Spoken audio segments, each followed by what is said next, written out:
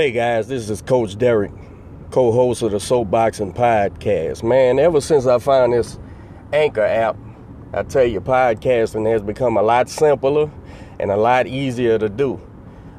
They distribute the podcast over several platforms, and you have to do no work. I tell you, man, if you're interested in doing podcasting, you need to download the Anchor app. That's ANCHOR.FM. You can get started today with the Anchor app and do whatever your heart desires.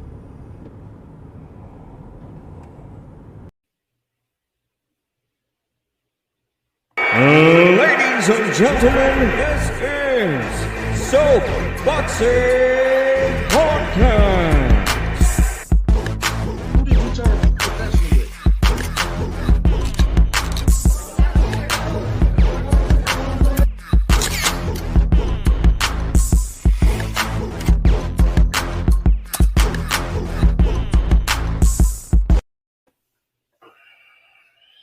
Good morning. I was going to say good morning, America, but I don't want to get sued.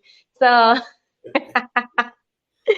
good morning, Soapboxing Podcast. We have a very special guest, an author, my first time speaking to an author, so I feel honored. Can you introduce yourself, please? Man, that's your good friend, Lukey. Hi, Lukey. So we have Lukey on the show because he just wrote a book, a boxing book, Inside the Ropes of Boxing. And he's going to tell us all of it. Look, Derek is so excited. He's midway through. I haven't read the book yet. And so I have tons of questions, of course. So I would like to know first, what is your role in boxing? Yeah, I'm gonna answer this kind of like how I think Coach Derek might answer this role. You think it's one thing, but then if you care about people, it turns into another. So it's like, really, I guess I'm a media person, or I'm a media personality, or I'm a conveyor of knowledge. But really, I feel like I'm a camp counselor, because I feel like I have to delegate and motivate and help individuals that feel like the system is about to use and abuse them. And I feel like a big part of what I do is I campaign, and I show up to amateur shows, a lot of shows where kids don't have 10 fights, novice shows. Mm-hmm. So I think my role in boxing is to help my region out, but also to support young people to make the right decisions. A lot of people are making bad decisions. There's a lot of gun violence. I think across America right now, there's a lot of poverty. And my role in boxing is just to uplift young people, and through my passion of boxing. Okay, good. How did you get started into boxing, and at what age did that happen? Like 7 years old, Jiffy. My grandfather was a boxer. Coach Derek doesn't even know this, is going to the dinner table. My grandpa would pump a jab on me. So I had to get by a jab to get to the dinner table. So I didn't even like boxing, but to get to the dinner table, I was a short little kid and I had to fight people because I was in an environment where people would fight you. So to get to the dinner table, he'd pump a jab on me. He'd say, "Oh, you got to learn how to do this." And I'd be so mad because I didn't get how the lead hand was keeping me off. And he was just boom, time. So, I mean, my boxing experience, I didn't even know I was into boxing because I had to just figure out all that stuff and we'd talk about it. So, I mean, it starts there, but then fighters like Mike Tyson, like last night, I was at my friend's house. We're watching the real fights. Felix Trinidad versus Fernando Vargas. We're watching Diego Corrales versus Castillo 1. Mike Tyson, Roy Jones. This is what me and my friends watch for fun. It's like what I call real fights, when guys were throwing hundreds of punches, when it was like guys that grew up throwing rocks at each other and beating each other up. You know, like angry people that were fighting, saying I'm the baddest dude. I love the idea of saying I'm the toughest guy and having to prove it too. Yeah. Look, Derek, are you excited? He's like, I finally have a like-minded person. Oh, this is my guy, man. We met through business, but we friends, Lou. You can Oh, set up. for sure. We don't got to put a name, word on it, but you damn right we're friends. And I'm not Yeah, we trying to talk. cuss, but sometimes it slips out. Jif, we talk outside of boxing all the time. Outside of shows and interviews and stuff. We talk. We That's talk, good. Mr. How did Talk. you guys meet? Quentin Randall. I did an interview with Quentin, and like I thought the world of Q. I'd always been a fan of Q, for two reasons. I respected him as a fighter, and I even more so respected his story, because I think that, like we talked about in my book before the show, character is a big thing with me in boxing. So you could have all the respect in the boxing world that you have, but if I don't respect you as a man and I don't respect how you conduct yourself, I'm not going to be a fan. And conversely, someone could have a record that the world doesn't respect, but if I respect how you conduct yourself, I think a great example of that is like a guy like Jalen Phillips, who fought on the top rank card. He conducts himself like a professional. I have immense respect for him. Yet there's probably a lot of fans that go, "Oh, he's 1-2 or whatever the hell his record is." That's how I am. Quentin, I did an interview with Quentin, and then Coach hit me up, and I was like, "Come on my show," and it was just so natural. It was like talking to someone that I'd known forever, that we just kept talking. It's like one of those things. That's how I am too. If someone just feels like they should be in my life, they're in my life. Good. Yeah, it's like an energy thing. Him and we clicked. I started off as a guest, and now I'm like a co-host, and I don't know how that happened. So, I think we're put in positions for very specific reasons that we ultimately don't find out right away. Jiffy, can I call you Big Jiffy? I don't be insulting, but let me call you Big Jiffy. I think that's just like when you meet people and everything works, you don't have to explain really why. You just keep going with it. Mm-hmm. Yeah, it makes sense.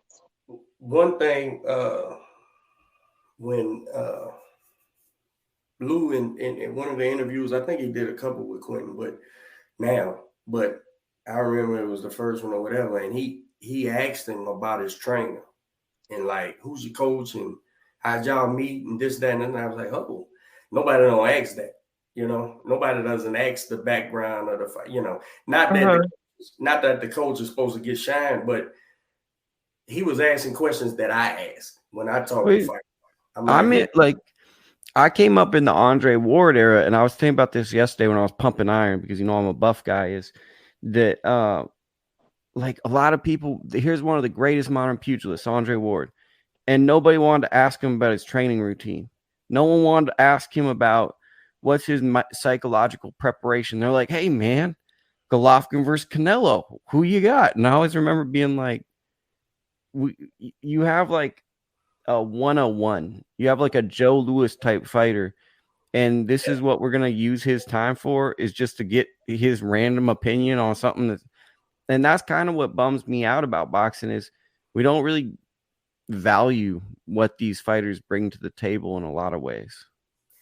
I don't I know Dre and don't know him, but we were sitting in the ESPN pre the fighter meetings, and I liked them all. I liked all them guys when I met them, right?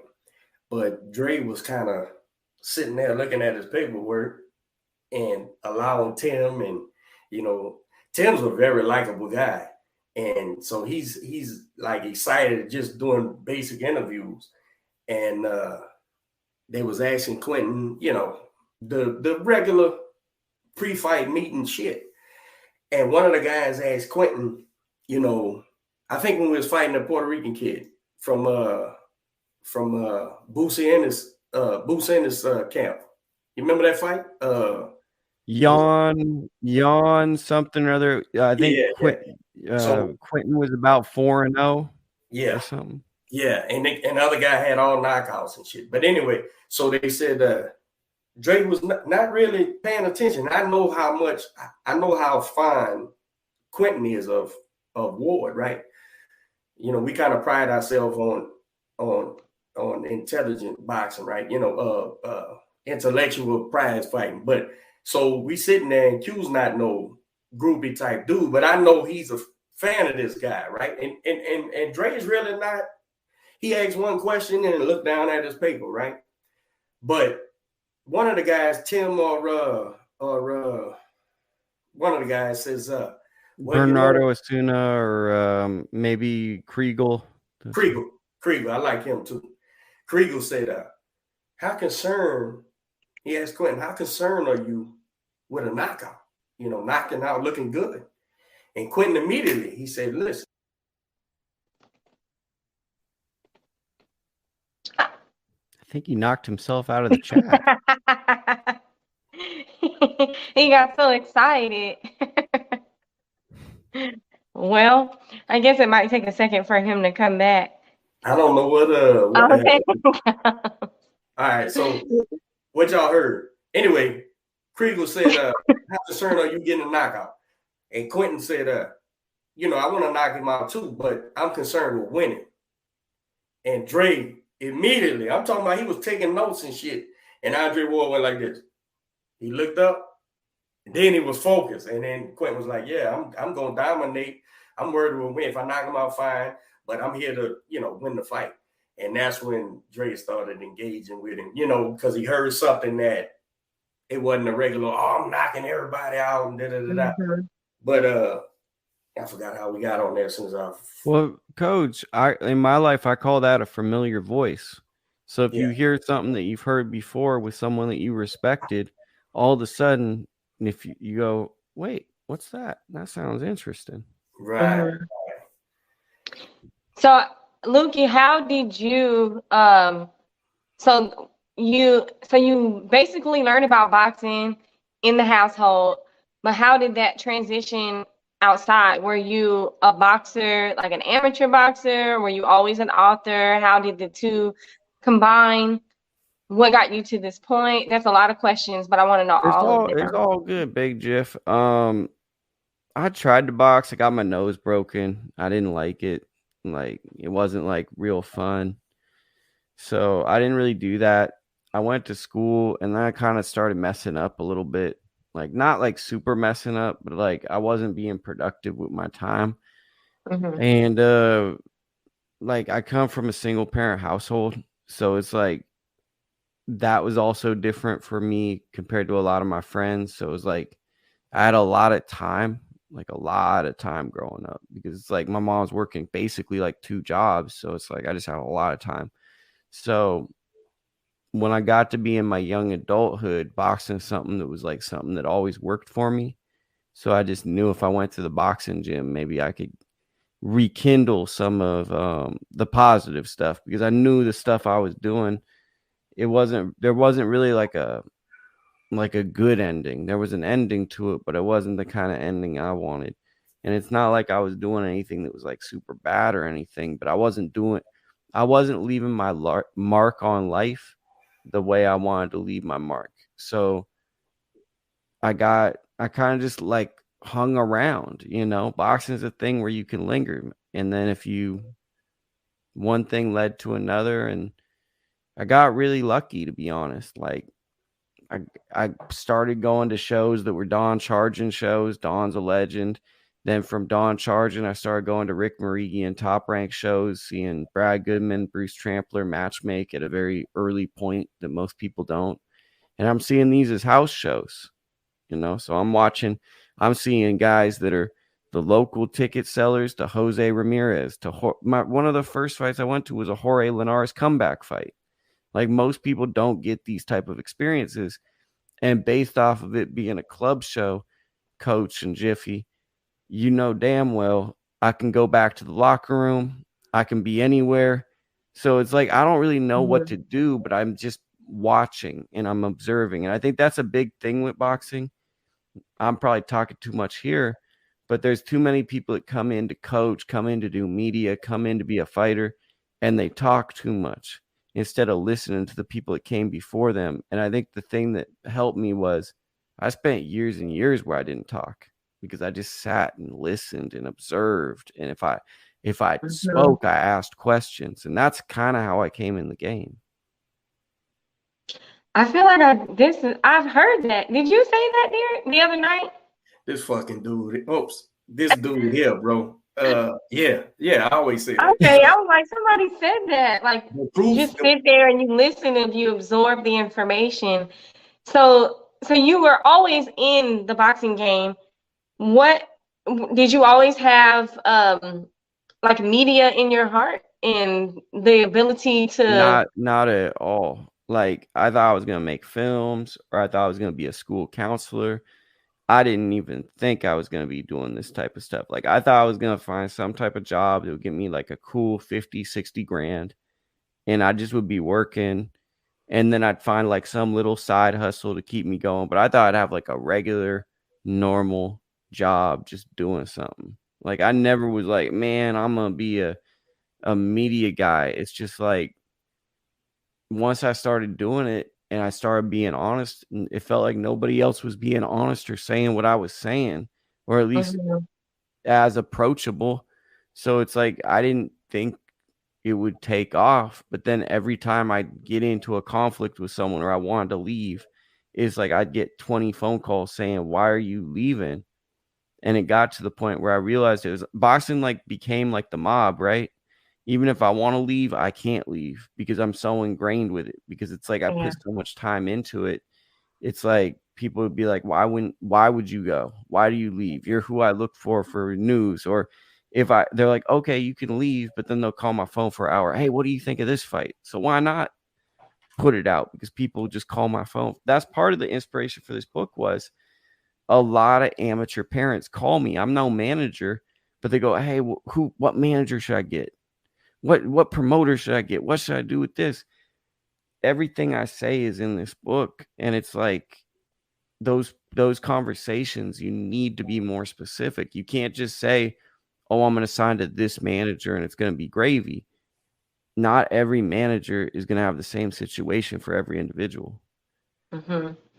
Yeah, 100%. and we'll get into the book. I'm just a very like background person. Um, so how did it get to the point where people are asking you like for advice?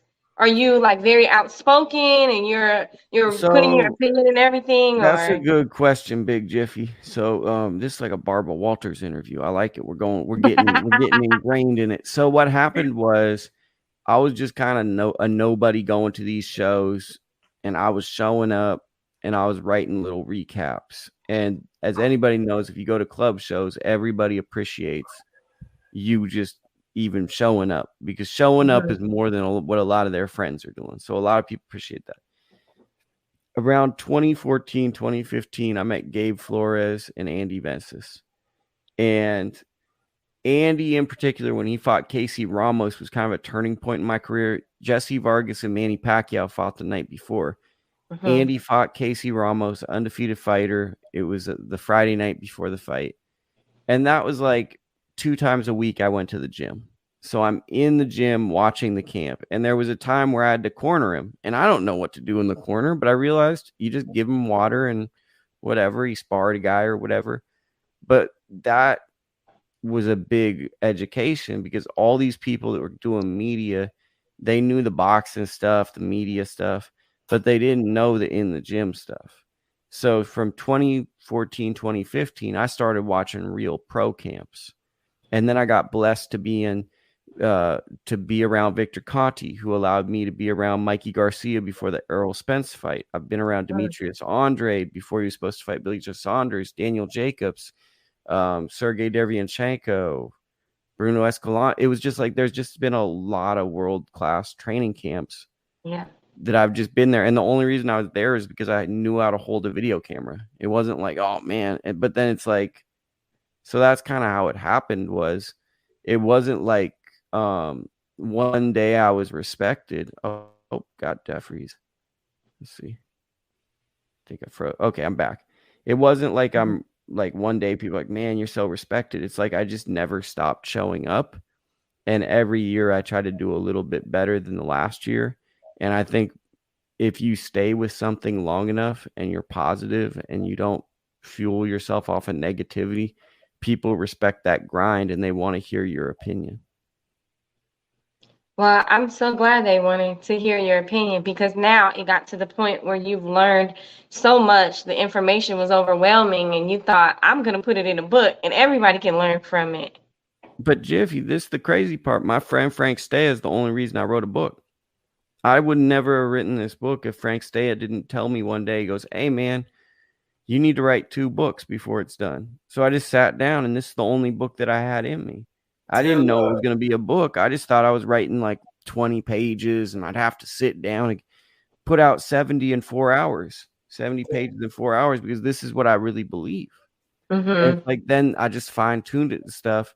I wrote 200 pages, and then I got an editor, and they said, half of the stuff you wrote's terrible. Let's condense it down so people can actually read it, so they don't have to skim through it. Let's make it short, concise, and to the point.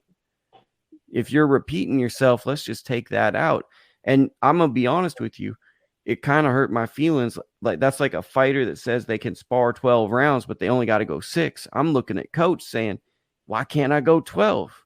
Yeah. I know I can go 12. And that's the situation I was in, making the book smaller. Well, sometimes when we do something and we don't get the result or the feedback that we expect, then yeah, it hurts our feelings a little bit because the passion is there. But fun fact about me, I'm writing a book also. It doesn't have anything to do with boxing, but I'm curious to know. So you type, and how many pages did you type in that translated to a different number of pages? Well, I mean, I'm starting on the second book, so I've already started on that. I'm like 10 pages in, but that's going to be a different one. That's going to be, we got Inside the Ropes of Boxing. I'm doing Outside of the Ropes of Boxing, so it's a 2-parter. I've written about 5 to 10 pages on that one. I don't know. I just like sit down and I just think, So the other, like the Outside the Ring, I'll give you a story, right? I went to cover Edgar Berlanga when he was in camp with Sergey Derevyanchenko. Takes an hour to go to the gym that I'm going to. And it's like, it's in Silicon Valley. Real, you guys don't know about Silicon Valley, but to me, that means 2.5 hours of traffic. So you're driving there, and then that just means you're going to be, once you get there, once it hits 4 o'clock, you're basically there till 8 o'clock, or else you're sitting in traffic and getting home at 7 o'clock.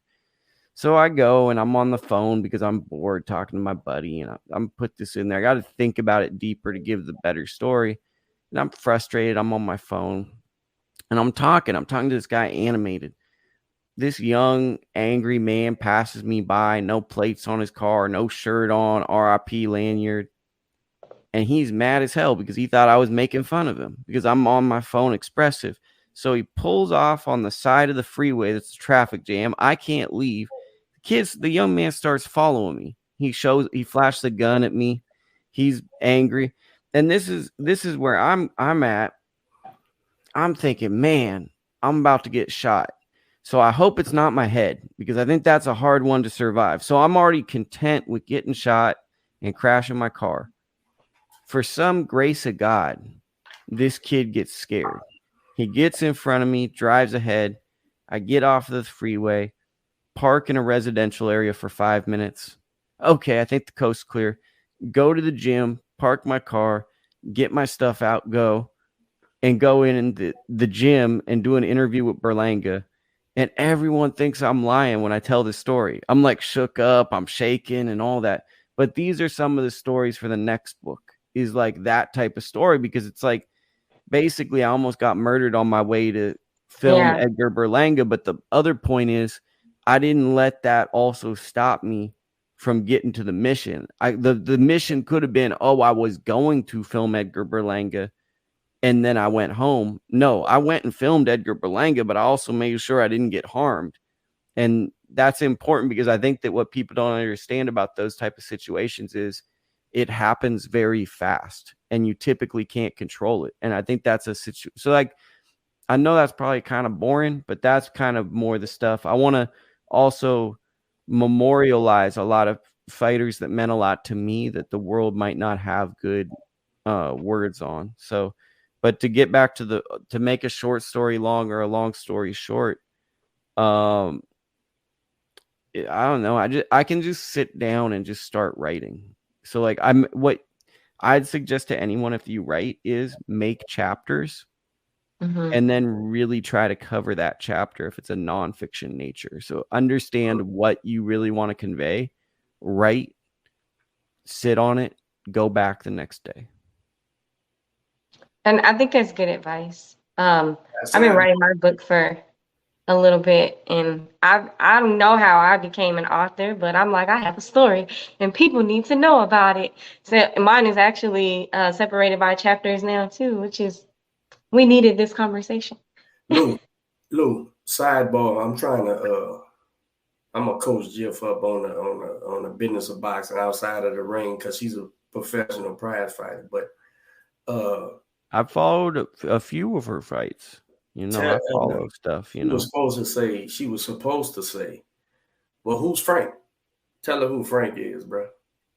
Well, Frank Stay is my good buddy, who works at Top Rank. He runs the gym, and he's just a good person. You know, I feel like I'm a good judge of character, and the people that I bring into my life are people that genuinely want the best for me, or that's the other thing is they stand beside me when other people aren't willing to stand beside me, because that's a big thing in life. You can't learn that in school, that if that's your friend, you stand beside him.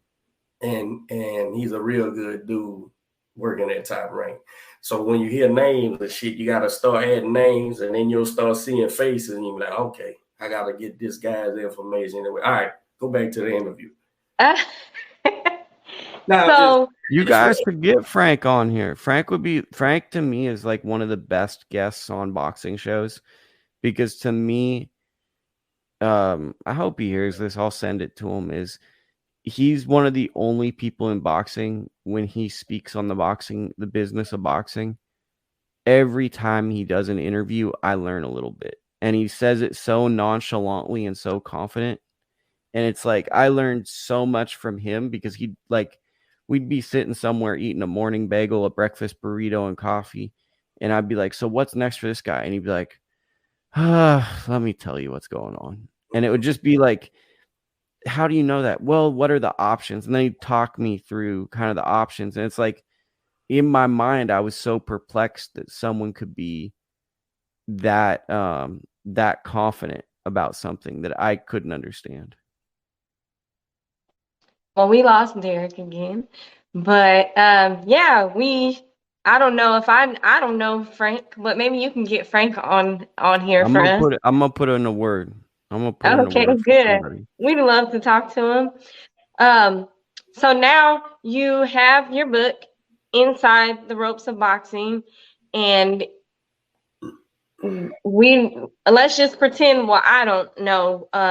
I haven't read the book, but Derek has. So Derek, pretend like you haven't read the book, and let us know what you guys the book. An extra copy too for like a giveaway or something. So okay, cool. Thank you. Bro, it's important, bro. It's important, bro. We'll definitely give it to someone. Yeah, Derek cannot. He's like really excited. He can't stop talking about it. But I want the listeners and the watchers to know, their viewers, to know what the book is about, and if you have chapters, like name the chapters. Let us know what each chapter is about. What can we expect from different perspectives in your book? I mean, to me, it's not a book I'm made to get rich. It's a book I made to help people, because boxing is a game of use and abuse. It's a game of overpromise and underdeliver. And it's a game that's almost in many ways meant to burn the individual out and make you hate the sport instead of love it.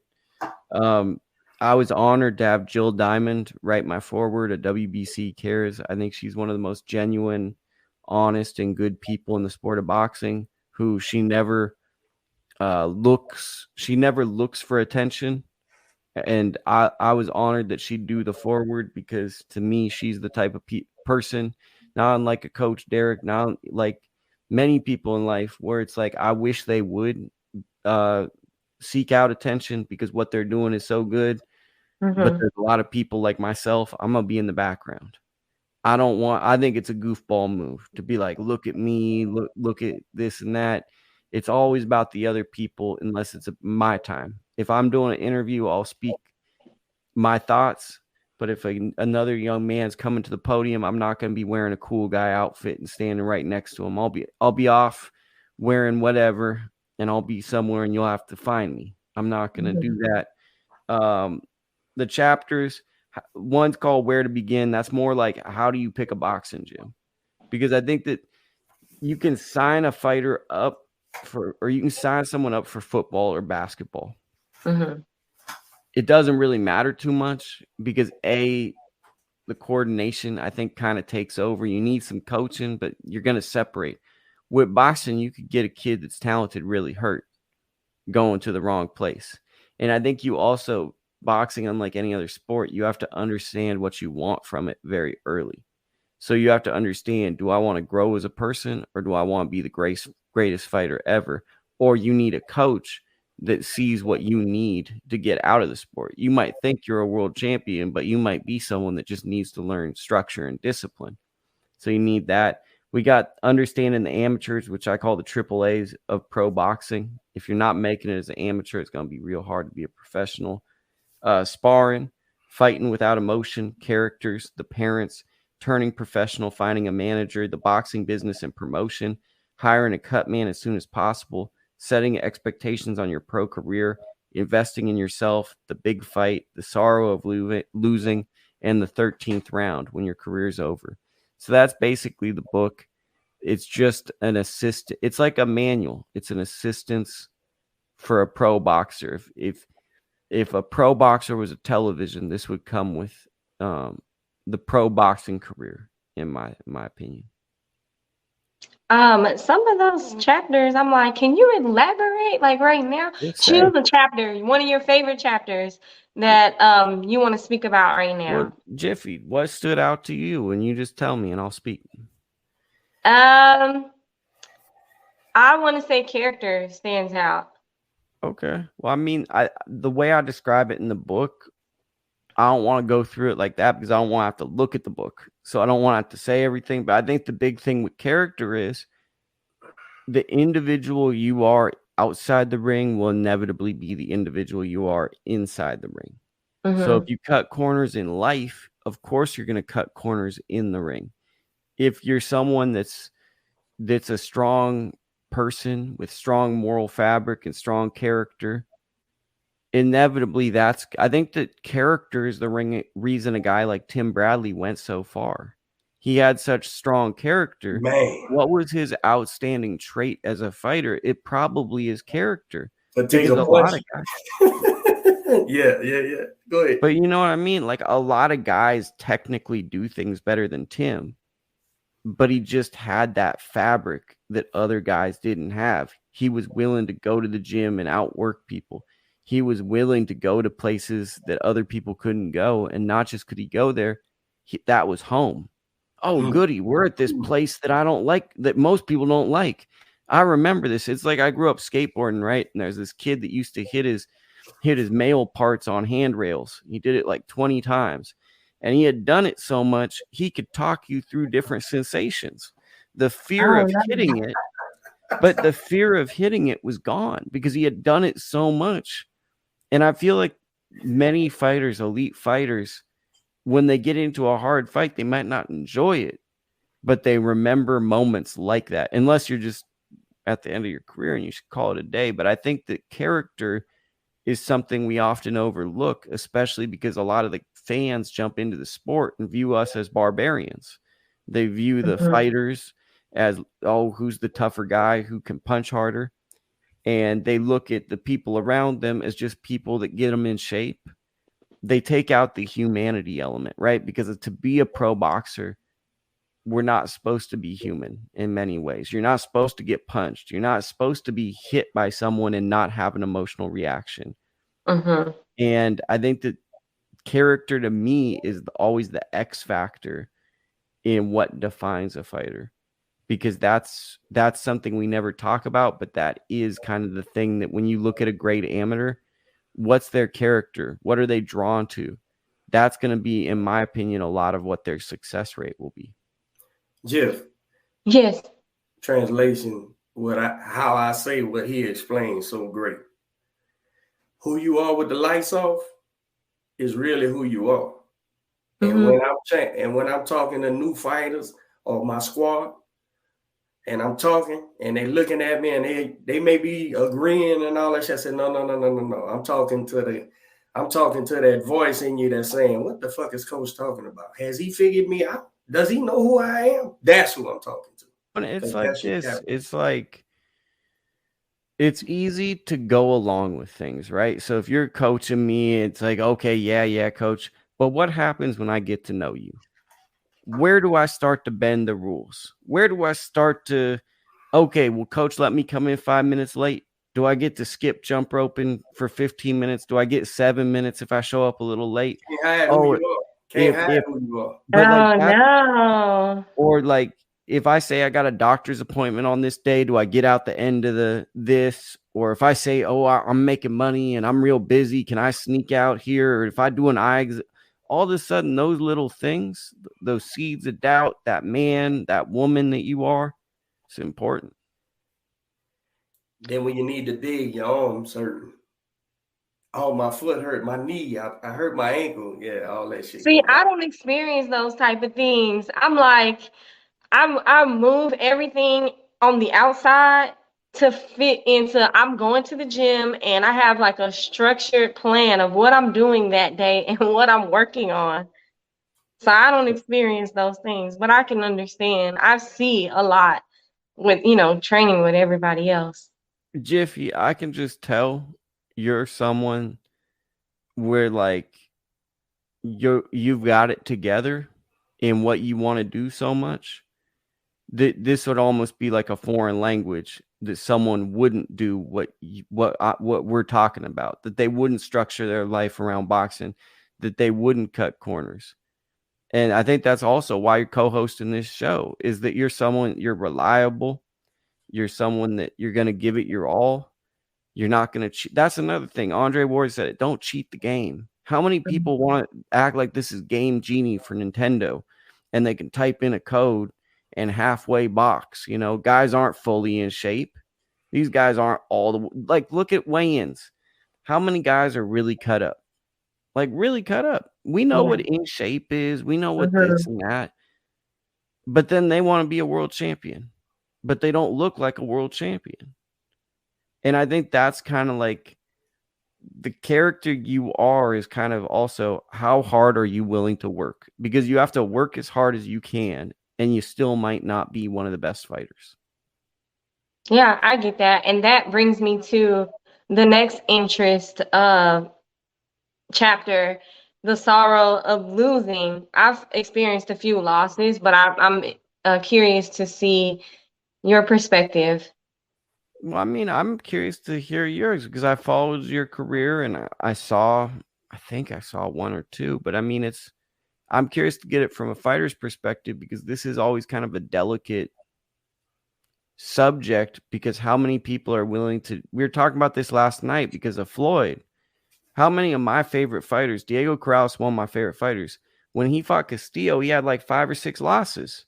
Nobody was saying, oh, he sucks, this and that. But nowadays, you're 1 or 2 losses. Oh, man, you need to pack it up. Mm-hmm. You know, we live in this unhealthy era where boxers, if they're not a new toy, why should you even fight, bro? Why should you even fight? Because you can't go undefeated. You can't make all that money. Well, first off, money's great, but what are you really coming to the dance for? I think the problem is we're putting a lot of bad stuff first in our sport. We're putting the money, which if you look at any form of religion or life, money always tends to follow evil. It's nice to have a lot of money, but it's not always something that you should fuel your life on. I feel like you should fuel your life on like forms of love and caring about people that you have around. And it absolutely sickens me that a lot of fans that don't know any better, so I'm not mad at the fans, have been indoctrinated to dislike fighters based off of their records or call them hateful things like, oh, you're a bum, you're this and that. Because, you know, the only way someone is a bum is if they don't even train and they just get in there and they're just like taking fights. Yeah, they're just hustling. You know, they're like, I was gonna do something else. I'm not in shape. But I said a whole lot of words to say Jiffy, from a fighter's perspective, I saw you dressed up like the Toy Story character for one of your fights and all that. How did you deal with losing? And what was the difference from maybe the first time you experienced it to the second time? Talk me through that. Talk me through what a loss was from a fighter's perspective. So for me, I take boxing like really seriously. I mean, I like eat, breathe, and sleep boxing to the point where like I don't talk to certain people when I'm in camp, or like you can't get a hold of me, or I'm not gonna post that much on social media. And my schedule is like revolved around boxing. I do it faithfully. I give it my all to like what I read, what I watch, what I eat. And to come out with a loss knowing that I gave it my all and I just, wasn't chosen as the winner, like it hurts. It hurt my soul. And so the first time I lost, we were in Austin and everybody swore like you won that fight, but I couldn't believe what people were saying. I'm like, if I won, then I would have won. So I didn't win, and it doesn't matter what you think because the judges didn't think that I won. So that really hurt my soul, but it motivated me because I know that I love boxing and I want to do boxing. So I'm gonna continue to do it at whatever cost, because I want to fight. And the second time I lost, everybody said the same thing. And I'm like, somebody is lying. It's to the point where everybody's saying you got robbed, you won that fight, you won those fights. And I can't believe it because I didn't get the favor. So a loss, I feel like can do one or two things. It can make you or it can break you. And I don't feel like it's done either one. I feel like it's pushed me to the point where I know that I'm a smart fighter. I know that I can box. I know that I can brawl. I know my abilities and I know the areas where I can improve. So it's not a good feeling, but the things that I get from other people, people inside of the boxing world, they understand what a win and a loss looks like, and they'll shoot it straight. Fans will say, I've had a lot of people like DM me, comment on my stuff. You need to hang it up. You're not good. You'll never be a world champion. Like crazy stuff. I don't know these people. I've never had conversations with them, and I literally just like delete.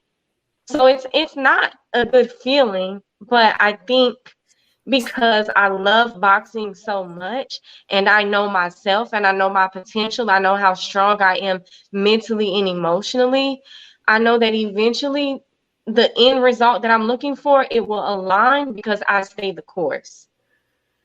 But I know a lot of people don't have that. So I don't know if I answered the question, but losses hurt, and but I feel like at the end of the day, it doesn't define me. And I've had like one of my really close friends say, like, just stop, just quit. Like, don't do it anymore. Like, you're just losing. You're going to continue to lose. And I'm just like, I don't care what you say. I want to do it. I'm going to do it. So whatever, I think people close to us, they don't want to see us hurt. So they say, don't do it. But I'm like, losing doesn't define me because I'm not a loser. I've just lost a few fights.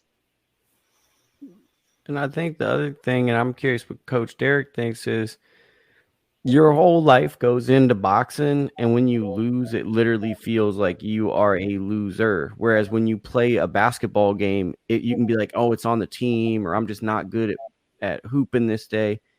Mm-hmm. Boxing, because like you said, you build a schedule around it. Your whole life goes into it. It's physically you. You put on a uniform that defines you. You have to make weight. There's so much of you and your life put into it. It's hard to not feel like you let yourself down, or it's hard to not feel that thing. And I think that's what I think a lot of times when you lose, fighters go to very dark places, right? We're extreme individuals. If you go to boxing, this is not normal. We're all outcasts. This is not a normal thing to do. We're good Yeah. people, but we're the outcasts. And I think that it deeply saddens me that we've taught people, if you have a couple of losses, you ain't nothing anymore in boxing. Yeah, I think it takes a strong-minded person to continue, because I didn't get here overnight. I talked to Derek plenty of times, like, I'm quitting, I'm done, I don't want to do this anymore. Like, then I'm like, I'm not gonna take it seriously. I'm just gonna train. Like, it took me to dark places, because I did feel like I let myself down, despite people saying like, oh, you won those fights, you were robbed, you should put it in appeal or whatever. But it really does, like, it can take you to dark places, and it did for a while. But through counseling and digging really deep, I decided, if boxing is what I want to do and I'm going to continue, something has to change. And if the outside world is not going to change, then my mind has to change. So that's the one thing that I can control. And I decided that I'm going to own that I'm not a loser, and I don't care what other people say. And if they have something to say, they'll just be talking to themselves, because I'm not listening, because I already know what I want to do. I just want to give you 2 pieces of advice. You don't have to listen, but I just want to say this. One, by having losses, now you know what makes you uncomfortable. And when you get in there with a fighter that doesn't know what you know, return the favor on them. You know what you didn't like feeling. Now use that experience for good. It's like a superpower. Like, now you know what you know. If you had a close enough fight to lose, something wasn't working. For me, I hate when guys were coming forward on me if they were doing it. So what's the thing that I changed up when I was kind of sparring people? I had to learn how to come forward, because I knew if I come forward, people were beating the heck out of me when I first came into boxing. They'd walk me down, smile at me. And that was what I was obsessed with, because I knew how much it psychologically broke me. Like, that was my obsession. How can I go forward and just mentally, like, intimidate someone? And I think the other thing is, appreciate the people who are helping you, who want to see you do this journey, because it sounds like you got some really good people around you who genuinely care. And the boxing thing's nice, but it's really special to have some people that set aside time that want to see you do good. And I think also, in the midst of all this, being an athlete, working out, don't lose sight that it's pretty cool you found some people that genuinely care about you, because there's people that go a whole lifetime that don't find a group of people that would travel somewhere. And whether you're whatever your record is or undefeated, they're standing beside you whether you win or lose, and they're probably saying good job whether you win and lose. And that's what a lot of people don't got. Yeah, I think I'm truly blessed, because, you know, a lot of people, they have opinions, and they say, hey, you need to drop your manager, or you need to change gyms or whatever. But I'm like, look, these some solid people. They have been here. Derek, he was my unofficial manager. Is. And then I have a manager who never gives up on me, regardless if I win or lose. He's just like, it's okay. Next time, just throw more jabs, or, you know, it's okay. Like, next time, just move your head a little more. Like, he doesn't give up on me. And then I have 2 of the best coaches in the world, like, recognized, and they haven't given up on me. They never said like, hey, you need to quit. So until I hear somebody like in my core 5 say like, look, Jif, we're not going to fund you anymore. We're not going to support you anymore. We're not going to travel. Like, then I consider, you know, hanging it up. But no, you're right. Like, I see a lot that there are a lot of janky and shady people in boxing, a lot of people with ill intentions. And Jif, let me stop you right there. Do you know why though? I think because people are motivated by money, Well, motivated that by too.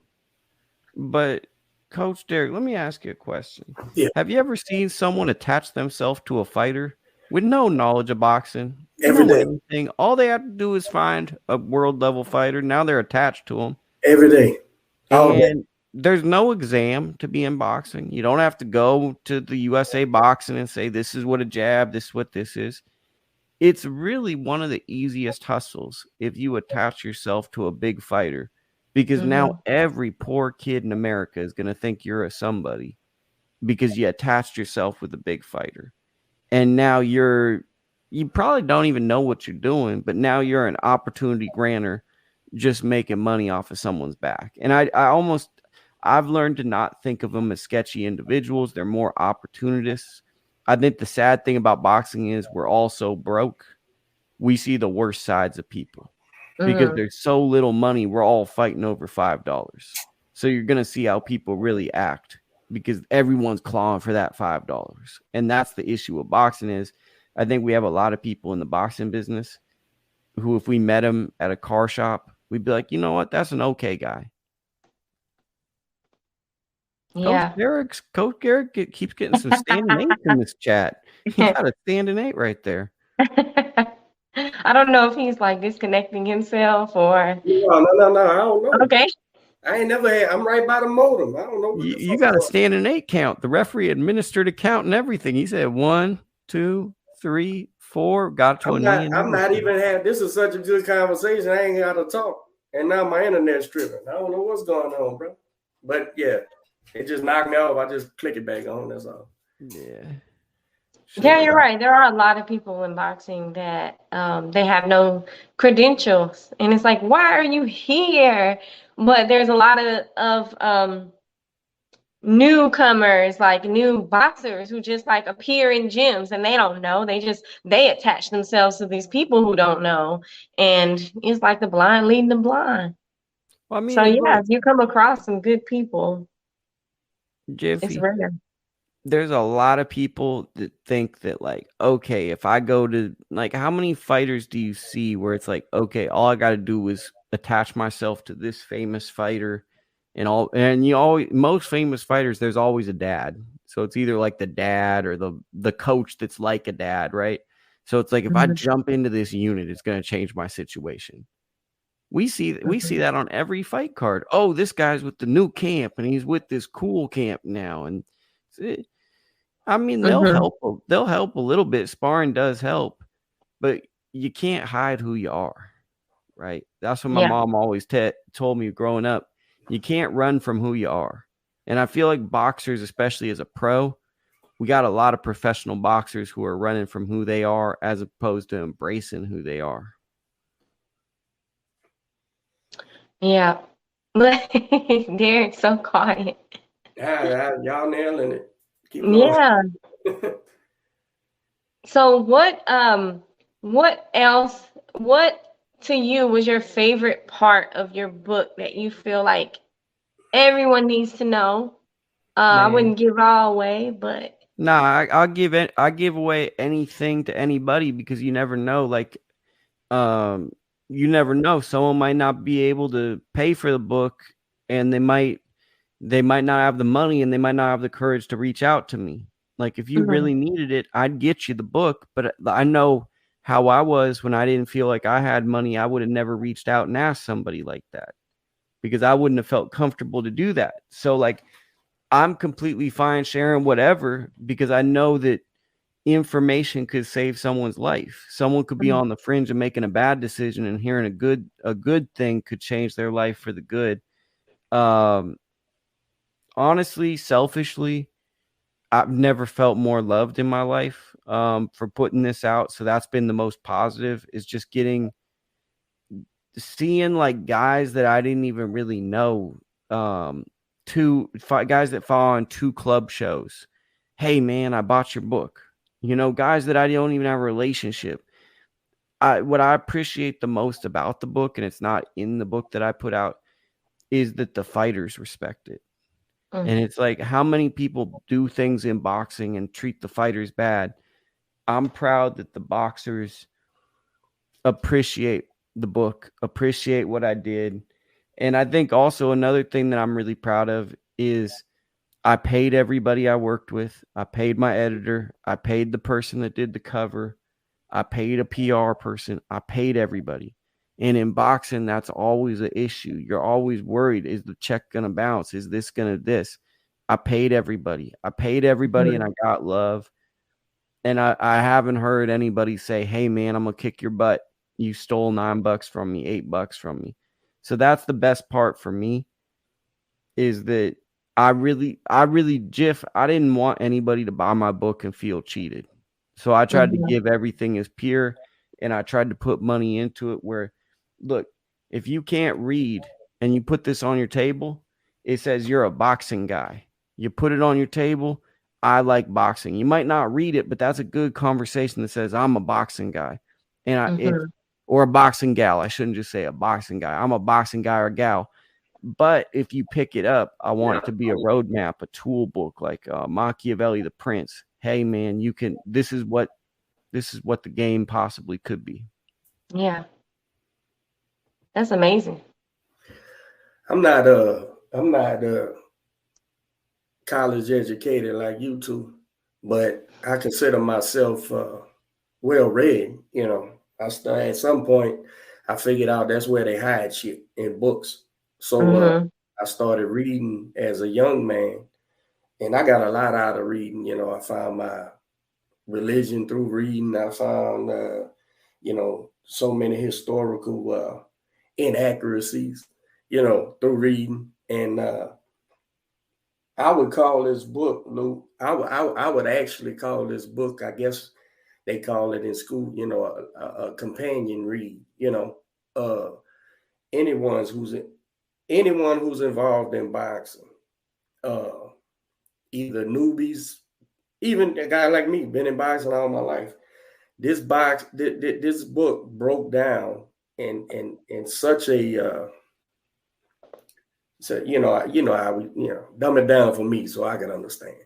It's very, very informative, man, with things that if you're in the inside, you'll go, well, that's true, but it's never said.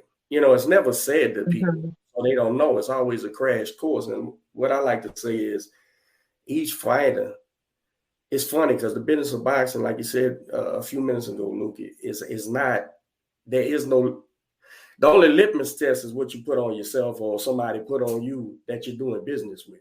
It's not no, it's your, give me your driver's license and pay me this fee, and now you got a fucking license. But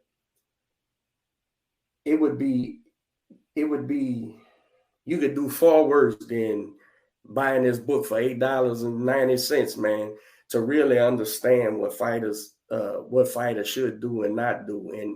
And I tell you, bro, like I said before we went live, I'm halfway, and it's not no hard read. I'm just, busy, but you can read this book in a day easy.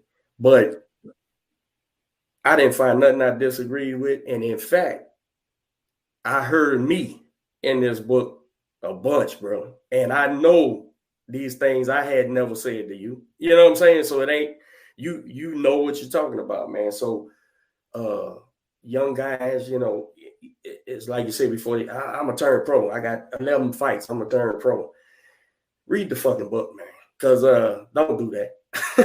Don't do that. Well, it's like, how many times do you have to have this conversation with someone, but you don't want to spell it out for them, right? So 100%. It's like, you know someone's going to get used and abused by the sport, but you don't want to have to sit there and put your arm around the young person and go, well, this is what you have to look forward to. This is this. I put this together to be like, hey, man, check out this book I wrote. Check out the book. And I think what also meant a lot to me is a lot of parents bought it for their kids that are in USA boxing. So it's like they might be on the fringe of turning pro. And I know at least 2 parents who they bought the book for themselves, hit me up on Facebook and said, hey, bro, I read the book. It's great, but I want my child to read the book. because this applies more to them, and I want them to think about this if they're going to do this. And that's what really means. Like, that's the point of this book, is basically know what you're in for. Don't blame the game, understand the game. Mm-hmm. I Yeah. think a potential third part of the book is for people outside of the boxer, like the immediate support, or like the parents or friends, like Oh, how absolutely. they can support the boxers. That might be a I good also think read like too. business, or really anything, right? Because these are the tools to being a successful individual. If you take boxing out of the equation, I think this is kind of universal truth just applied to boxing, because someone said, well, what if I'm an MMA fighter, could I read your book? I said, of course. Maybe there might be a little here and there that you have to tweak, but most of this book is going to apply to MMA. Maybe the business might be a little different to some extent, but it's all the same thing. It's not like they rewrote the wheel to make the MMA business. Mm-hmm. I wish every fan who has an opinion could read this book, man, because outside of young guys, who think they can fight a little bit, and they think they just want a chance. Well, that ain't how it works, man. And Mm-hmm. you want to be valued. Well, build some value in yourself, man. What have you done? What, if you were somebody, I would have heard of you. If so make sure I hear you. Well, how I go about that? Read the book. Read the book. Well, And that's Coach, how many people don't even go to a national tournament as an amateur and turn pro? the majority of losing pros. Yeah. Yeah. The And majority. it's like, and then like, how many people, like I talk about in the book, they go to the amateur tournaments, and Jif kind of talked about this, the pitfalls that your friends are going to say, right? You have a close fight in the amateurs. Oh man, you got robbed. That Keyshawn Davis kid, he's not that good. You got robbed. And if you buy into that, right? That's what I liked hearing from you, Jiffy, was you didn't want to buy into your friend. Even if it is true, you don't want to buy into it, because the result is the result. You want to change Mm-hmm. the outcome. But now imagine you're in amateurs and you go, man, this amateur stuff doesn't work. I keep getting robbed. And maybe you might get robbed here and there, but if 10 times out of 10 you keep getting robbed, I think that's on you, brother. Mm-hmm. Right. You're not learning what you need to do different. The key to listen, man. Listen. Joe Louis lost, bro. Before he won the title. He lost. Ray Robinson, like all these fighters lost, bro, and they're way better than the fighters we have in this era, pretty much. 1,000%. And here's the thing: if you don't go, even when everybody's telling you won, and let's just say you may have won, in these fans' eyes, hell, your trainers' eyes, all that shit. But if them judges say you lost, you really lost at the end of the day. Mm-hmm. So what Lucas said is so fucking important. If you don't go back to the gymnasium and say, I thought I beat this person, and they still find a way that I lost. Well, what did I do? What could I have done better? Ding, ding, ding, ding. That's why you lost. Right there. How do you improve? Like, instead of doing the same exact thing that just got you that result, is there anything I can change to make myself better? And it sounds like an easy question, but it's rather difficult question in boxing. Yeah, it is. I remember when I lost, I sent you like a list of like 20 things that I need to work on. Yeah, absolutely. Because that was my question. Well, what you think you could have did better? Boom. That's what you need to fix. The worst thing for young pros when they lose a fight, I mean, I've seen it. They'll break it down to, Coach, I went back. I counted all the punches I landed. I counted all the bro, you're missing the fucking boat. You're missing the boat. The judges ain't sitting there counting your punches. They seeing who's controlling the pace. But the difference is this judge may like a puncher. This judge may like a boxer. But that's what we have to deal with. This is professional prize fight. So if you don't say to yourself, what could I have done better? That's why I lost. Let me get in the gym and fix it. You're not going to never be successful. And the second thing I would say that's new in this day and age, that we're all newcomers to, no matter how long you've been in the game, is turning the noise down. You can't allow social media and fans to soup you up and buy into it. But then when they tear it down, you bought into the souping up. So now that they tearing you down, you subconscious, you bought into that too. When really, when they telling you the best thing since sliced bread, you supposed to say thank you. Turn that shit off, because I know if I'm not working, I can get beat. Why? Because Joe Louis was knocked out before he ever won a title. That's why. So any man can get beat. Any woman can get beat. If you can't, and again, who you are in the dark is who you are. So if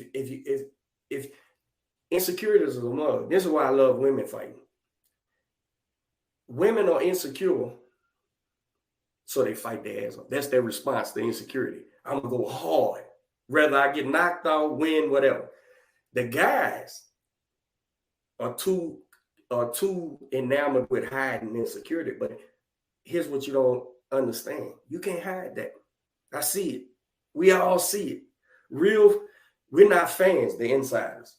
You know, when me and Jiffy's coach, who are great, great friends. Hell, one of her coaches is in my corner for the fight. He's my cup man. But here's the thing: when we sitting around the hotel after the weigh-in, Lou, and we looking around and everybody's walking around from boxing, we go look at that phony motherfucker right there. You know him? Yeah, that phony motherfucker did this, that. Look at him walking around with a shirt says coach, a hat says coach.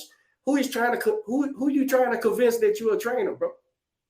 I heard a great story. A guy exposed himself, and then on another fight, his kid didn't make weight, so he went to that coach who he exposed himself to, and said, "Hey man, my kid's, he couldn't." Cool story. 3, 4, 5, 6, 7, 8, 9. Okay. I need to plug the motor. Walk this way. Now walk that way. Okay. But he said, man, my guy didn't make the weight, man. Help me out. What can we pay? Give your guy, to let the fight go on. And the real boxing coach said, this is what you can do. Bring your kid to the treadmill, make him make weight. Because you're a fraud. You're a phony, bro. We all know you can't hide your insecurities, bro.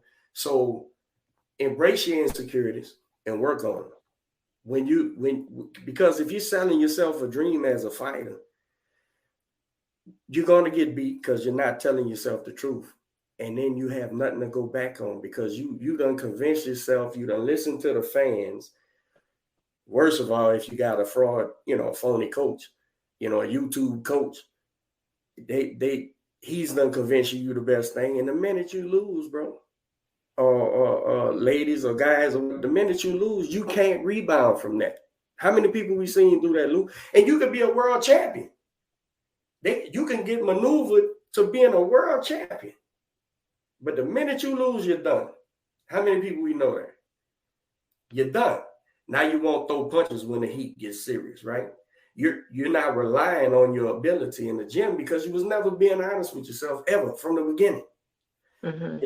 It's like the running back. It's like the running back on Pee Wee football. You're not a football coach if all you're doing is telling the quarterback to give the ball to the fastest kid. And he's not running the route. He's just outrunning everybody, right? How many times we see that in boxing? And that's what we call top fighters. As long as they're winning, as long as they're not facing no adversity, everything's good. You the greatest. You the next Floyd. You the next Ray Robinson. You the next pick whoever. But the minute you get whooped. Well, Coach, we know this is true because people don't understand Regis Prograis good. Like, we got fans out there, they'll be like, I don't know how you do against top-level fighters. When all that dude's done is fought tough fights his whole career. Out the gate. He lost to Josh Taylor in a debatable decision. and people want to write him off. And all, like, we're in an era where the guys who really want to fight get punished, and the guys that don't seemingly fight, well, they're the smart guys. Regis Prograde will walk in the lion's den with pork chop drawers, bro. That's the truth. That's the truth. So anybody, if they got the straps, he wants to fight them. Let's go. I've seen it, man. We sparring. You know, that's Jiffy's stablemate. Regis Prograde's coach is Jiffy's coach. This kid is a throwback. Is a throwback fighter. And throwback fighters, it's hard to live today. What I'm saying, they can, but it's harder. They make it harder. Look at Usyk. Look at Usyk right now. He's a throwback fighter. He just keeps winning. Nobody's buying an Usyk t-shirt that's not in the Ukraine. Nobody's showing him love. They're calling him the goofy guy. All he's doing is winning. Right. So again, bro, this book, bro, I can't, you know, I done brag to you personally after I got it and started looking. Hell, I didn't make it through the first chapter, and I text you. I said, bro, what the fuck you doing, man? This shit is like must read. This is must read stuff right here for some guys and fans, coaches, fighters, amateurs, pros. I tell you, bro, I think you did a great thing. And if I could, bro, I'd buy 1,000 copies and just hand them out at the gym, bro. Seriously, because look, if I get some sponsors, I've been talking to some sponsors. If they want to get some, I'd love to send, because that's like a dream goal, is if I could have 30 in a boxing gym and just put them there. So if a young kid comes, you know, it's a fighter's companion, bro. It really is. And again, I may do that, man. I may buy 10 at a time and just put them for sale right there. You know, hey, pay for what I paid for, and then y'all get these books, because I really think it's important, man. And I seriously doubt if I get this, if I give a couple of these to Bobby, Aaron, Jaime, well, I mean, you know, all the coaches I fool with, they all gonna say the same thing. I feel like it's the same voice. Like, I feel like what I wrote is the way you speak. It's the way, it's a universal boxing voice. It's like, that's why it trips each other out, is if you're a good person and you've been through this game and you've been used and abused, this might be how you look at it, you know? It's a great read, bro. It really is, man. Well, I'm definitely sold. I bought my book while we were on air. Did you get the Kindle or are you paperback? I got paperback. I'm a paperback person. I'm not Kindle either. Those are hard. Do you know the Kindle one actually took me more time because I had to work with my girlfriend to format a Kindle book. The Kindle book, you can't just put the regular book in. I had to make a special Kindle book. So, one of my daughters bought me a Kindle when those things first came out. I haven't read a thing on it, man, to be honest with you. Me neither. I have like 3 Kindles. I need the book. I need the book to read, bro. Yeah. I like a physical book because I want to be able to lay it down somewhere and a conversation comes from it. Well, when you drop the Kindle, remember, first thing I said, bro, when a paperback drops, I'm gonna buy it, bro. And that's exactly what I did. And the funny story about that is this. So if you look right there, right, see how there's writing on that? It took 2 weeks or a week and a half to get this book done because I wanted that. I wanted my name on the spine. I didn't want people feeling like, oh, this is some rinky-dink promotion. So I kept getting rejected by Amazon for my book because it bled over, they said. So that's why it didn't come out the same day. Well, bro, I'm on it. Like I said, I'm gonna pass it on too. I'm gonna give me one to get signed, but I'm gonna pass it. I'm gonna give it to my, I have got my little Jedi Knight, a coach I built that's kicking ass in the amateurs right now. He was one of my amateur boxers, and he's about 30, about 31, I think. And he he said, Coach, man, what you think? Can I coach him? Hey, shit, let's go. So I think this is necessary reading for him too. and he's there with me day to day, you know. But I can't brag enough on your book, bro. It's great, bro. It's a great thing. I'm gonna send you guys some books. I'm gonna sign them. I'm gonna send you some. And if you want to give a couple away, if you want to do it on the show, if you want to do it in real life, whatever, just let me know. Give me an address, and I'm gonna send you a few. You know, you guys can keep the books you have, but I want you guys to have some with some autographs in them. Awesome. Yeah, we appreciate it. You're gonna enjoy it. Well, I mean, I'm not one of these people where it's like I've been doing like a little bit of this, but I'm not a celebrity or anything. Like, I'm just doing it with real boxing people. But it's like, look, man, if you show me respect and you bring me on your podcast, it's not out the realm of possibility I could send you 3-4 books. Like, that's not crazy, because it's like you're letting me be on this platform and talk about what I wrote. And it's like what I wrote that kind of defines me, right? So it's like you're no matter how big or small any platform is, just allowing me to be on, because there's a couple of these kids who I've shown a lot of love to where they're like, nah, I'm feeling myself. I don't want you on my platform. And I just I was looking, and it's like, you're kind of like an internet dude. Like, you don't go anywhere, and you're not going to let me be on and do, like, you know, it's kind of goofball, right? Because it's like, you're probably going to come up to one of my friends and want a photo with them. And I'm the type of dude that I'd never step in and do that. But I do want to look at your face when they come back over just to hang out with me, and you ask my friend to get a photo with them. I will do that. I do want to see your face looking stupid, because I like people, as Coach said. He said it in a different way, but I say it.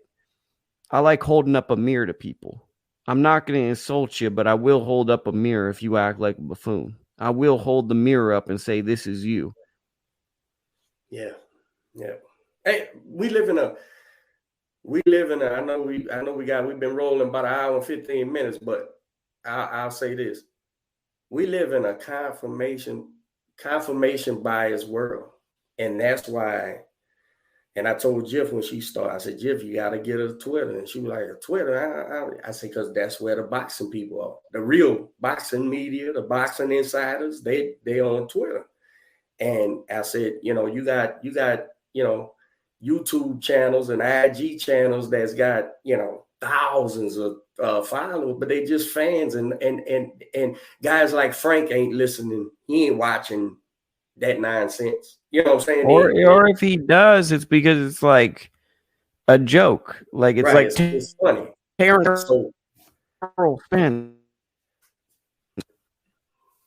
nah, that one ain't me. It froze. That was on me. Yeah. But yeah, you got, you know, it matters who you deal with. It matters, you know, if your name's good with people who's in the business, it's good. You know, if it's not, it's not. So hopefully, you know, all these guys in the game are giving the plug on the book, bro. And I mean, even if not, if it impacts one or two young people, that's all it really needs. Like, I'm not shooting for something big. I'm shooting for, I just want someone to read this book and for it to help them, because I just want it to carry on. So I'm big on legacy. And that's you, bro. We've been partners for a couple of years now, and at least 2, huh? Or maybe at least, you know, we don't got to put a number on it, because these years kind of sneak up on each other, and all of a sudden it's like, oh yeah, I just met him 5 years ago, and you go, that's a half a decade. You know, all of a sudden it's like you feel like you just met someone, but you really didn't just meet them. And it's like, I think the big thing with me is I'm so used to being a boxing person. When you find a good person, you just rock and roll with them. And that no better example, Jif, than when you go to an amateur tournament, nationals, you'll never believe how many people will ask you to be in a corner, or, hey, can you help us last minute? And if the energy's good, all of a sudden you're just with them because you don't know where you're going. And I think that's what kind of where I picked up on that is, you go to a national tournament, you're going to just be around, I don't know, like 200 people and coaches. and there's someone that's gotten sick and they're panicking and people are telling you this, that, and it's just, that's boxing. Boxing is, okay, do you read this energy good, and can you connect with them? And okay, and I think this is the other thing. How can we make this work? That's the thing I'm always thinking about. If I'm helping someone, can I help you? Can this work? That's the back question to my mind always. Yeah, well, we really appreciate you sharing your knowledge in the book and on the show. I'm sold. I bought my copy. I can't wait to read it. And we can't wait to have you back, I'm sure, for your second book. Yeah, it's all love. I don't even consider this being on a podcast. I consider this hanging out with some friends. Jiffy, I can't wait to come to the gym, shoot a video with you. It's long overdue to do something with Q. I don't even consider this like doing anything. I woke up at 7 a.m. West Coast time. I was up till 2 a.m. with my friends watching boxing fights. I just set an alarm and made sure to come on, because if you're a man at night, you got to be a man in the morning. And this was just so much fun. This was so much fun. It's like being around friends that I want to spend a whole day with, and we just did it in a couple. So I just want to say to you, both of you, this really meant a lot. This is how my day started, and I started my day with friends, and I started my day so happy, and now my day is going to be a good day because this was just tremendous. It's great I wrote a book and all that stuff, but you guys are friends. You guys and gals are friends. It's cool I wrote a book, but to me, it means more just to be here talking with you and sharing my life with you. Yeah, well, thank you so much. It was really impactful for me. Big Jiffy. Do they call you Big Jiffy in the ring? They call me Big Jif. Yeah. Okay. Why not? Why Big Jif? Why not Big Jiffy? Just Big Jif just sounds more like, I don't know. What's it sound like, Derek? It just sounds more like straight cut to the point. Big Jiffy is just kind of like, I don't know. I sound a little puffy. Yeah, big. That you got me thinking. Last night I went to this food. I like food. I don't know if you guys like food, but I went to a farm to fork festival, and I was trying to get this fried chicken. They got this thing called Nash and Proper. It's kind of like white people fried chicken, so it costs like $20. And I was gonna get in the line for it, and I don't even know why I'm thinking of this, but it kind of cracked me up because I was thinking to myself when I said Big Jiffy, I was like, is that a white person way of like taking a cool saying and messing it up when I said Big Jiffy? And then when I started thinking like that, I looked at my girlfriend, and there was like a mother and her daughter, and they were dancing so bad to some like indie rock music that was going on. Like they were both offbeat. And I was like, that's two generations of white people dancing. It's passing genetically. Like it was just so offbeat and awkward. And I was like, I wanted to Instagram it, but at the same time, like I respect that they were having fun. You know, like as you get older, I'm sure a lot of time, like, look, I'm in some boxer briefs and a t-shirt. I'm sure to somebody this looks stupid, right? To somebody out there, I look stupid. And someone could film me in the wild looking bald and dumb and make a funny joke, and it wouldn't be all that hard. So I got to chill on making fun of people like that because, you know, the man upstairs, they can get back on you on that one when you start picking and choosing who to poke and prod. Oh, man, enjoy. I just try to enjoy myself, man. I wish you had seen those white people doing they were doing this one. I'll show you. It was like a real white people in the wild. Like it was like two long dresses. And then they were doing like this. This is how they were doing. But it was like they were kind of acting like voodoo hit them. Like hippie style, hippie rock type of people or what? I can actually picture that. Yeah. I'm watching True Blood, and they do a lot of that because they're always like on something. Yeah, but this was like a professional college professor mom and her like 20-year-old daughter, and they were both vibing like in sequence. And I was like, it got passed down genetically. Like that's in their genetic. Like that, I was like, look, there's been a lot of really good white people who can dance. incredible white people that can dance. But when you see something like that, you have to wonder, like, are white people up against the wall? Do we have to like train a tad bit harder? Because it seems like it's just so natural for that to be the default, like absolute no rhythm, just very awkward, arms moving like your legs probably should move, it was just that. I don't know why I was thinking of that, but hey, Coach, before we get out of here, do you think vampires are real in New Orleans? Because I was watching a show on that, and it almost makes me wonder, because New Orleans is one of those cities like where like I wouldn't put it past anything to be real or not real. I kind of feel like that it's probably not real because like the news would be like, hey man, this guy got bit in the neck. It looks like, the news reporters would say that. That being said, New Orleans kind of weird, and I wouldn't put anything past New Orleans. I want to interview you real quick to ask you, vampires, New Orleans, do you think this could be real, or do you think it's kind of goth kids playing dress up and going to little parties and drinking alcohol and saying they're vampires?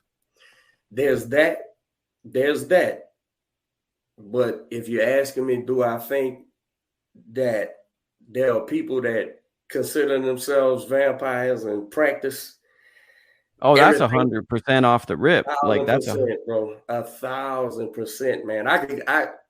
Being a believer and a religious man, we could go down this rabbit hole because we can do it on something else. But well, I was just saying, when I went to New Orleans a while back, I literally, like, there's been 2 times in my life I've been scared.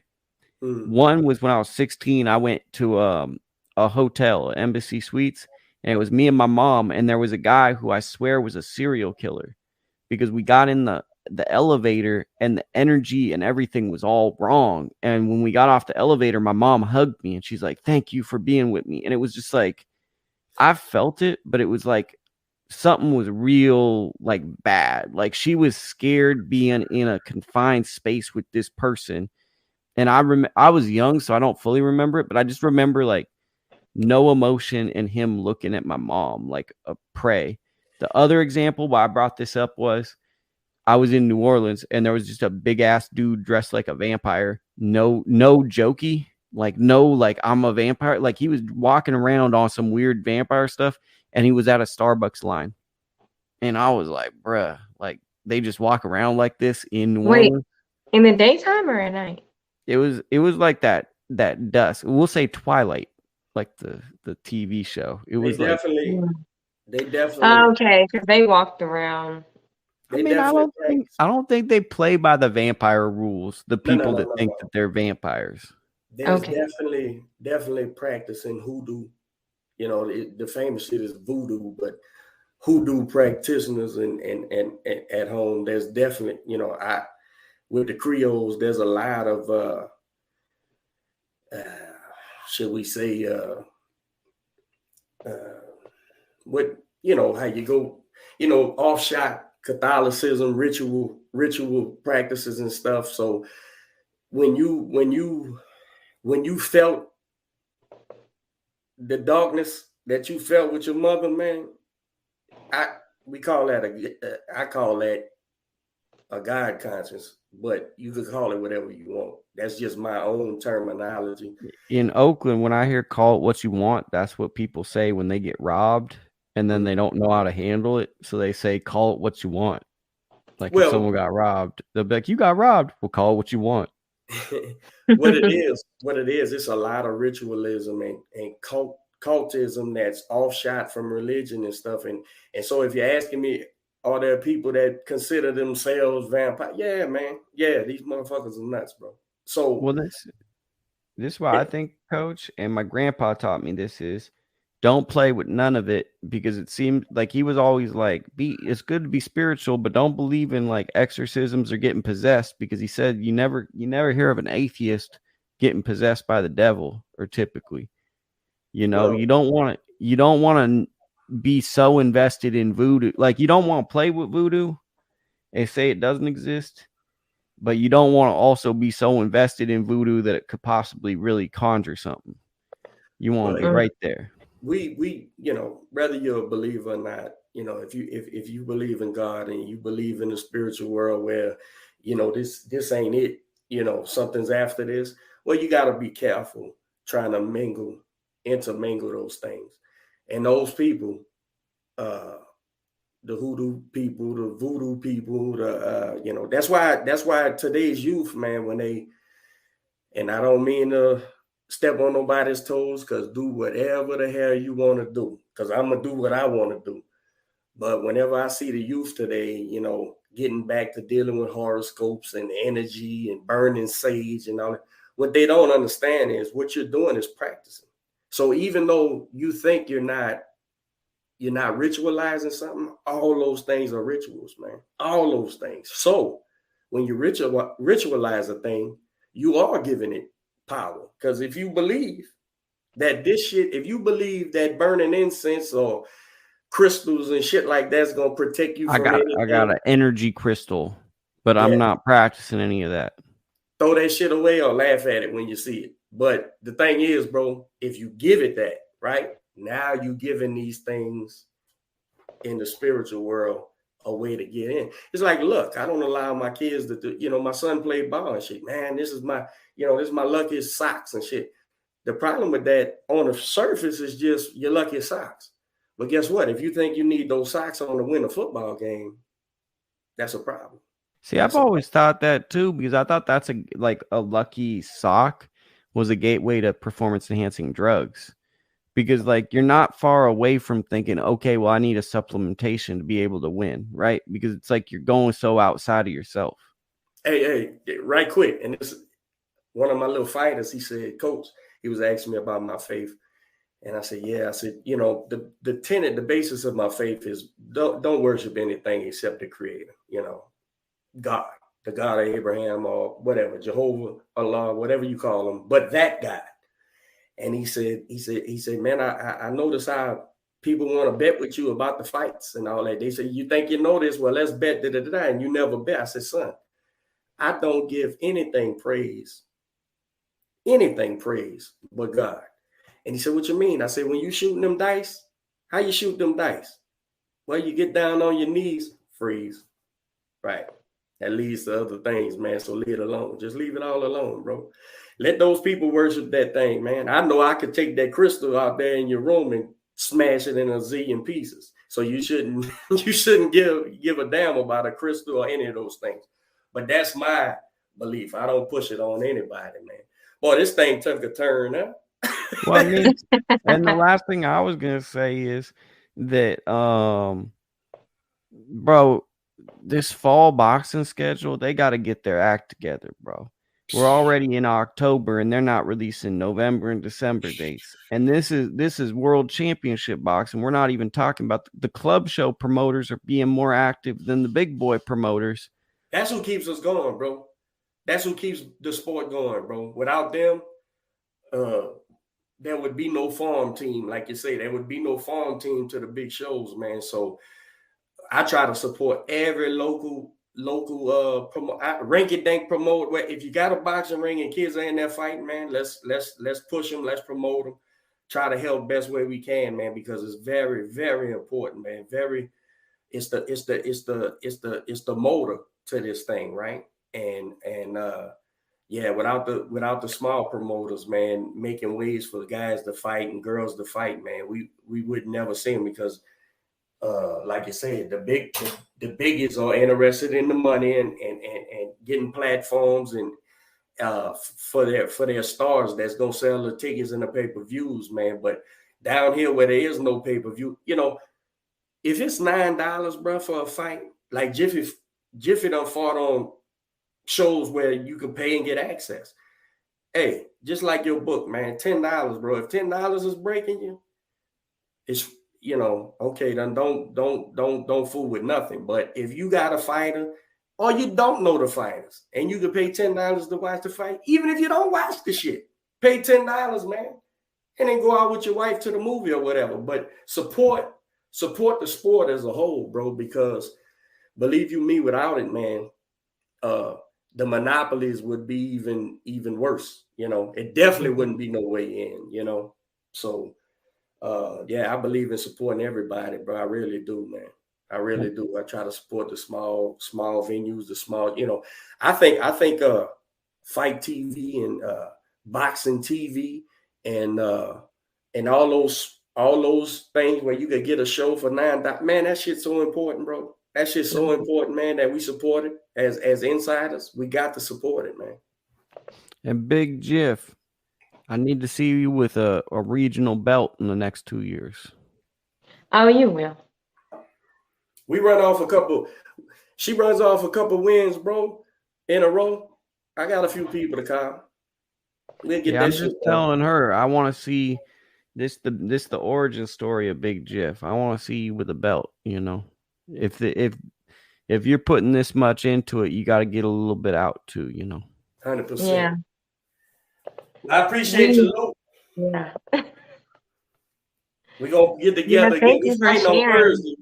We fighting on Thursday. It's not a it's what they call a practice. It's a school night. You're fighting on a school night. Yeah, man. But it's really a check grab for Quentin. So And it's also stay busy, building his record up, you know. I think the problem with Quentin right now, besides being good and having experience, is the two best fighters in his division, well, they're not fighting each other. So as long as Spence and Crawford aren't fighting, his whole division is at a standstill, because a division can only move up when the guys that the fans want to see fight each other fight. When those guys don't fight, the whole assembly line of the division is now stuck, because every person he could fight is waiting. Can I get a Boots fight? Can I get a Virgil Ortiz fight? Can I get a Keith Thurman fight? You can't have 10 people waiting on 3 fights. So we just staying busy, bro. We just staying busy. Well, this was super fun. Appreciate you, bro. Thank you. I'm out. Talk to you in a little bit, Jim. All right, bye.